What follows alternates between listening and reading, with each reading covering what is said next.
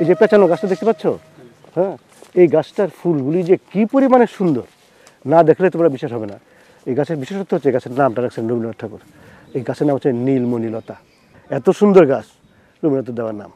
রবীন্দ্রনাথ অনেক গাছের নাম দিয়েছেন, আরেকটা গাছের নাম দিয়েছেন, এটা বুঝতে পারছি না আসলে। আমার মনে হয় বর্ষাকালে ফোটে, আমার ধারণা, বর্ষা আসেনি তো এখনো। আর রবীন্দ্রনাথ তার নিজের মেয়ের নামে একটা ফুলের নাম দিয়েছেন, হ্যাঁ, মাধুরীলতা। তার কন্যা ছিল, মাধুরী মারা গেছিল, তার নামে একটা গাছ আছে, নাম আছে মাধুরীলতা। মাধুরীলতা ওইখানে আছে, ফুলটা ফুটে নেই। রবীন্দ্রনাথ একটা গাছের নাম দিয়েছেন উদয় পদ্ম। অনেক গাছের নাম ওনার দেয়া। ছাতিম গাছটা আমি লাগাইছি এখানে এই কারণে, ছাতিম গাছে যখন ফুল ফুটে সেই ফুলের একটা নেশা, গন্ধের মধ্যে একটা নেশা আছে। যারা এই ফুলের গন্ধ নেয় এরা নেশাগ্রস্ত হয়ে যায়। আমি লাগাইছি এই গাছটা ফুল ফুটবে এবং ফুলের এটা গন্ধে যারা এই বাড়িতে থাকবে তারা নেশাগ্রস্ত হবে, এটা দেখার জন্য। রবীন্দ্রনাথের ওইটা আমার মাথার মধ্যে ছিল না, এক নাম্বার। শান্তিনিকেতনের সঙ্গে যারা মিল আছে, শান্তিনিকেতনের মাটি হচ্ছে লাল, এখানের মাটি লাল। শান্তিনিকেতন শালবনের ভিতরে, এটা শালবনের ভিতরে।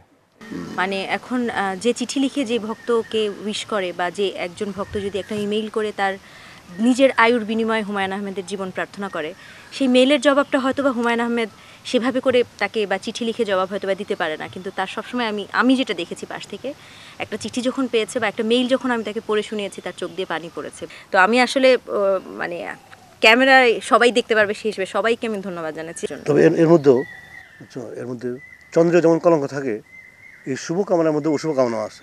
একটা মেইল পাইছি, উচিত শিক্ষা হয়েছে।